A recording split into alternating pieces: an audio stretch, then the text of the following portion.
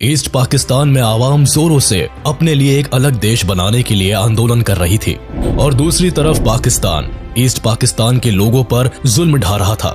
मर्दों को मारा काटा जा रहा था और औरतों पर तरह तरह के अत्याचार किए जा रहे थे। ऐसे में लगभग 1 करोड़ लोग ईस्ट पाकिस्तान से भागकर भारत में शरण ले चुके थे। ऐसी सिचुएशन में भारत को ना चाहते हुए भी पाकिस्तान के सिविल वॉर में इन्वॉल्व होना पड़ा। लेकिन भारत ने इस युद्ध में हथियार तब तक नहीं उठाए थे जब तक कि पाकिस्तान ने खुद आगे बढ़कर भारत के खिलाफ युद्ध नहीं छेड़ दिया। पाकिस्तान को जवाब देना जरूरी था और इसके लिए भारतीय सेना तैयार बैठी थी। इसके बाद 1971 के वॉर में ना तो सिर्फ भारत विजयी हुआ बल्कि एक नया देश बना, बांग्लादेश।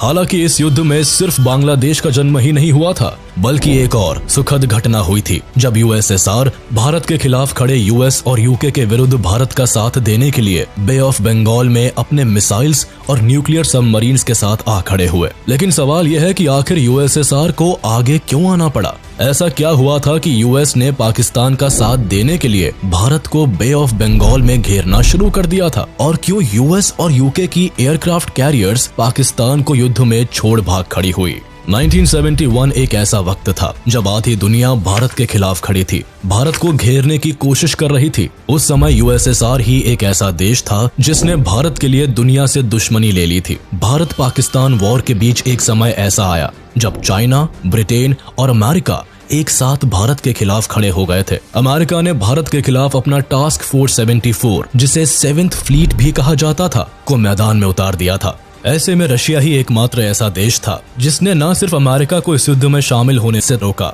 बल्कि चीन को भी भारत के खिलाफ शामिल होने नहीं दिया।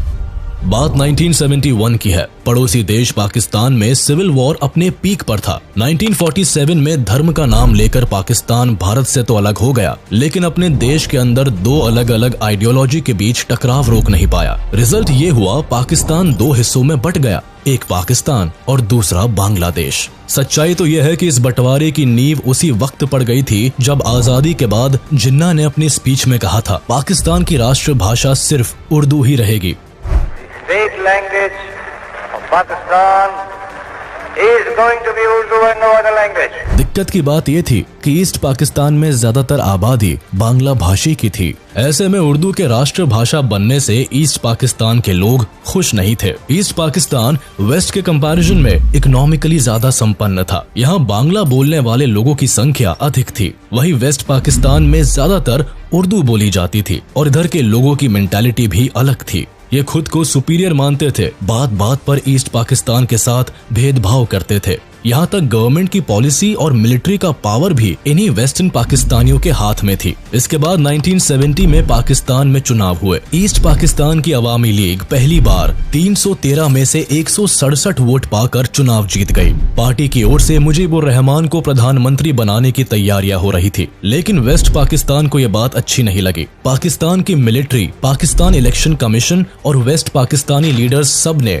एक साथ मिलकर इलेक्शन को ही कैंसिल कर दिया। चुनाव जीत जाने के बाद भी मुजीबुर रहमान को कुर्सी नहीं दी गई। जो डिस्क्रिमिनेशन ईस्ट पाकिस्तान सालों से महसूस करता आया था, इलेक्शन कैंसिल होने के बाद उसे देख भी लिया था। ईस्टर्न पाकिस्तान के लोग इस भेदभाव को सहन नहीं कर पाए और उन्होंने पाकिस्तान के खिलाफ बगावत कर दी और अपने लिए एक इंडिपेंडेंट देश बांग्लादेश की मांग कर दी। एबारे संग्राम आमादेर मुक्तिर संग्राम, एबारे संग्राम स्वाधीनतार संग्राम। फिर पाकिस्तान का जुल्म शुरू होता है। 30 लाख से ज्यादा लोगों का कत्लेआम हुआ, लाखों औरतों की आबरू लूटी गई। स्कूल, हॉस्पिटल, हर तरफ पाकिस्तान की सेना निर्दोषों पर लाठियां और गोलियां बरसा रही थी। लाखों की संख्या में लोग पाकिस्तान से भागकर भारत में प्रवेश करने लगे। भारत जिसके अभी बंटवारे के घाव भरे भी नहीं थे, लाखों की संख्या में आ रहे रेफ्यूजीज का बोझ कैसे झेल पाता? बॉर्डर के अंदर बढ़ते रेफ्यूजीज और उनकी सिचुएशन देखकर प्रधानमंत्री इंदिरा गांधी ने इस बात को इंटरनेशनल लेवल पर उठाने की कोशिश की। बार बार अपनी परेशानी समझाने के बाद भी अमेरिकन प्रेसिडेंट निक्सन भारत की मजबूरी समझने को तैयार नहीं हुए। Of vast proportions. I am haunted by the tormented faces in our overcrowded refugee camp, reflecting the grim events which have compelled the exodus of these millions from East Bengal. इधर पाकिस्तान के अंदर वायलेंस लगातार बढ़ता रहा। लेकिन Pakistan east Pakistan में होने वाले जुल्मों की जिम्मेदारी लेने की बजाय पूरी दुनिया से अपनी सच्चाई छुपाने पर लगा हुआ था। ईस्ट पाकिस्तान पर जुल्म ढाने के साथ साथ पाकिस्तानी आर्मी ने भारत के खिलाफ अटैक भी प्लान कर रखा था। इसी प्लान के हिसाब से 3 दिसंबर को पाकिस्तानी एयरफोर्स ने भारत के 11 एयरफील्ड्स पर बमबारी करी और इसके अलावा कश्मीर के कई आर्मी बेसिस में भी अटैक किए गए। लेकिन पाकिस्तानी आर्मी को जितने सक्सेस की उम्मीद थी उतनी नहीं मिली और न ही इंडियन एयरफोर्स न्यूट्रलाइज हो सकी, बल्कि उल्टे भारतीय सैनिक और अधिक क्रोध से भर गए और पाकिस्तान को युद्ध का जवाब देने के लिए तैयार हो गए। जवाब में भारत ने भी अपनी तरफ से 4 दिसंबर को पाकिस्तान के खिलाफ वॉर डिक्लेयर कर दिया। अमेरिका जो पहले से ही पाकिस्तान की तरफदारी में था, वो नहीं चाहता था भारत पाकिस्तान के खिलाफ युद्ध लड़े।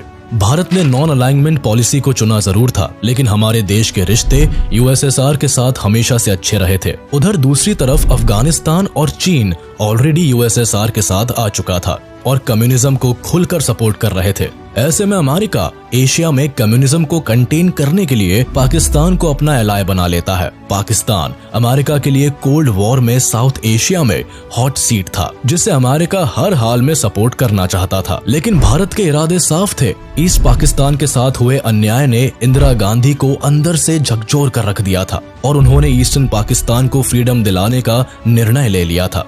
जनरल मानेकशॉ और जगजीत सिंह अरोड़ा की लीडरशिप में इंडियन मिलिट्री पाकिस्तान की सीमा में बढ़ती चली गई। हमारे देश के जवानों ने पाकिस्तान की सरजमीन को हिला के रख दिया। मन ही मन अब पाकिस्तानी आर्मी उस दिन को कोस रहे थे जब उन्होंने भारतीय शेरों से उलझने का सोचा था। पाकिस्तान का ये हाल देखकर अमेरिका बौखला चुका था। अमेरिका को अब लगने लगा था कि भारत कहीं वेस्ट पाकिस्तान को भी ना कैप्चर कर ले। इसीलिए वॉर के बीच भारत के सभी दुश्मन देश एक साथ मिलकर पाकिस्तान की मदद में आ गए। अमेरिका भारत पर दबाव बनाने की कोशिश करने लगा। अमेरिकन प्रेसिडेंट रिचर्ड निक्सन ने इंडियन एम्बेसडर LK झा को बुलाकर अपने तरफ करने की कोशिश की और साथ भारत यूएसए के अच्छे संबंधों की आगे बढ़ाने की बात की। लेकिन इन बातों से यूएसए का मतलब साफ था कि अगर पाकिस्तान भारत का युद्ध हुआ तो यूएस भारत के साथ खड़ा नहीं होगा। निक्सन ने यह भी कहा था कि अगर यूएसएसआर के साथ भारत की ट्रीटी है तो अमेरिका भी पाकिस्तान के साथ जुड़ा हुआ है। दरअसल पाकिस्तान अमेरिका के सेंटो एंड सिएटो ट्रीटी के तहत जुड़ा हुआ था। एक तरफ भारत की मिलिट्री पाकिस्तान के खिलाफ कार्रवाई कर रही थी, उसी समय भारत की प्रधानमंत्री इंदिरा गांधी रामलीला मैदान में एक बहुत बड़ी जनसभा में भाषण दे रही थी। उन्होंने खुलेआम कहा कि कुछ बाहरी ताकतें हमारे देश को धमकाने का काम कर रही है, लेकिन हम डरने वालों में से नहीं है। उनका मुंह तोड़ जवाब दिया जाएगा। हम आज सारी दुनिया में जो दबे हैं, सारी दुनिया में जो वर्षों से, आज के नहीं, जो सदियों से दबाए गए हैं, चाहे वो अपने दबाएपन को न पहचान सके, वो अपनी गुलामी को नहीं पहचान सके, लेकिन हम पहचानते हैं और हम जानते हैं कि उससे आज हम नहीं लड़ेंगे तो यही धक्का हमको लगेगा। दरअसल पाकिस्तान की तबाही से अमेरिका खींच उठा था। 9 दिसंबर को अमेरिका ने यूनाइटेड नेशंस में चीन को रिप्रेजेंट कर रहे हुआंग हुआ को मीटिंग के लिए इनवाइट किया। मीटिंग में हेनरी किसिंजर, जो अमेरिका की फॉरेन पॉलिसी में एडवाइजर थे, उन्होंने हुआंग हुआ के सामने पाकिस्तान की दुर्दशा का बखान किया और कहा अब जरूरत है चीन पाकिस्तान की मदद करने के लिए आगे आकर भारत के खिलाफ मिलिट्री ऑपरेशन स्टार्ट करे। इसके बाद अगर यूएसएसआर चाइना के खिलाफ कोई कदम उठाएगा तो यूएसए चाइना को प्रोटेक्ट करेगा। हुआंग हुआ अमेरिका की इस राजनीति को समझ चुके थे। उन्होंने इस वॉर में पाकिस्तान के साथ खड़े रहने की बात की, लेकिन किसी प्रकार की लड़ाई में शामिल होने से मना कर दिया। बौखलाए अमेरिका के ईस्टर्न पाकिस्तान से अमरीकी नागरिकों को निकालने के बहाने टास्क फोर्स 74 को वियतनाम से बंगाल की खाड़ी की तरफ भेज दिया। USS एंटरप्राइज उन दिनों विश्व का सबसे बड़ा एयरक्राफ्ट कैरियर था। इस एयरक्राफ्ट में 70 फाइटर जेट्स और बॉम्बर्स थे। इसके अलावा इसके साथ guided missile cruiser USS king, guided missile destroyers USS Decatur, Parsons and tartar Sam और असॉल्ट शिप USS ट्राइपोली भी थे। भारत के पास उस समय एकमात्र एयरक्राफ्ट कैरियर INS विक्रांत था, जिसकी तुलना में अमेरिका का 7th फ्लीट बेड़ा काफी बड़ा और पावरफुल था। वॉर शुरू होने से 4 महीने पहले 9 अगस्त 1971 को ही इंडिया ने रशिया के साथ Indo Soviet treaty of friendship and cooperation of 1971 पर सिग्नेचर कर लिया था, जिसमें एक नियम ऐसा भी था कि जब भी भारत पर कोई फॉरेन पावर अटैक करेगा तब USSR को भारत की रक्षा करनी ही होगी। सोवियत इंटेलिजेंस ने ये बात पता कर ली कि ब्रिटिश और अमेरिकन ने मिलकर भारत को बे ऑफ बंगाल में घेरने की प्लानिंग कर रखी है। इसके लिए ब्रिटेन अपने एयरक्राफ्ट कैरियर HMS ईगल के साथ हजारों टन बम और डिस्ट्रॉयर्स लेकर वेस्ट साइड से भारत को घेरने की कोशिश कर रहे हैं।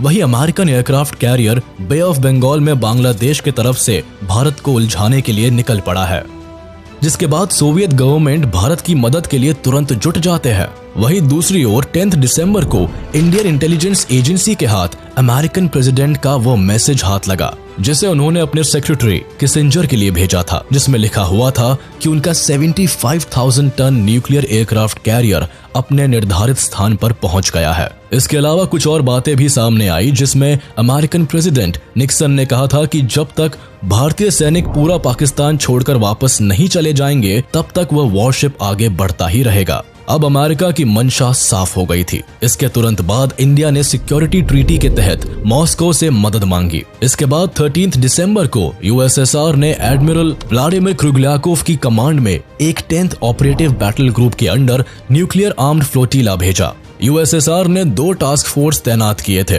जिसमें कुल मिलाकर क्रूजर्स, 2 डिस्ट्रॉयर्स, 6 सबमरीन्स और सपोर्ट वेसल्स थे। दरअसल USSR अमेरिका को अपनी सेना का दम भी दिखाना चाहता था। भारत USSR के बीच हुई ट्रीटी की वजह से USSR ने चीन को भी इस वॉर में भारत के खिलाफ नहीं बोलने दिया।